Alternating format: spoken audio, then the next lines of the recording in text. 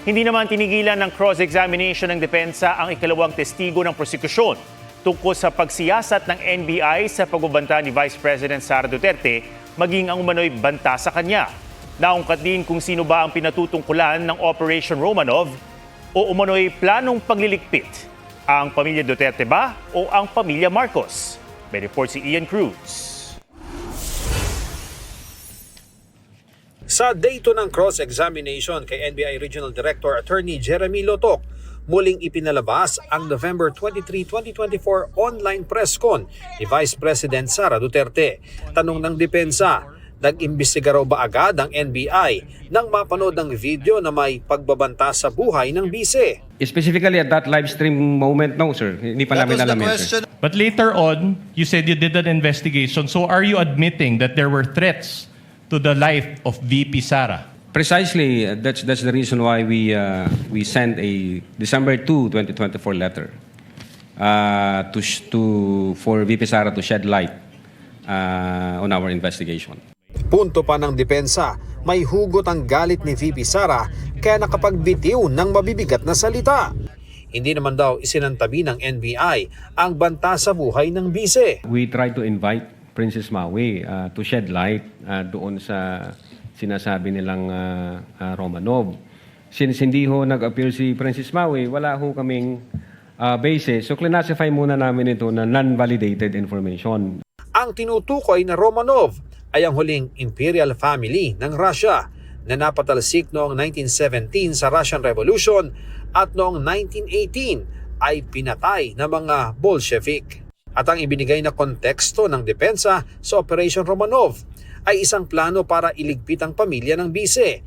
Nagtaka naman si Senator Judge Raffy Tulfo dahil ang pagkatanda niya, si Davao City Mayor Baste Duterte ang unang nagbanggit nito. The word Romanov came from the mouth of Mayor Baste Duterte na para bang binabantaan niya yung first family.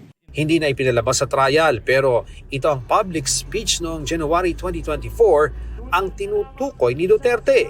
Just a simple message sa ato ang Pangulo. From now on, before you go to bed, think of the Romanovs and think of what happened to you in 1986. And maybe you'll reconsider the direction that you are taking. Pero si Senator Judge Alan Peter Cayetano sinabing huwag basta isiping pinagbantaan ng alkalde ang pamilya Marcos. There's a thin line between a warning and a threat. Mayor Baste was doing a parallel ng 1986 na paalis yung mga Marcoses via revolution. Ang Romanovs, inubos sila para nga hindi balik. At kung totoong nagbanta man daw ang kapatid ng bise sa pamilya Marcos, nagalit na raw sana ang kapatid ng Pangulo na si Senador Amy Marcos at dapat nagsampa ng kaso ang Presidential Security Command laban kay Mayor Duterte. Nagtanong naman si Senator Judge Pia Cayetano tungkol sa konteksto ng grave threats. Dapat ba na ang supposed victim nakaramdam talaga siya ng threats?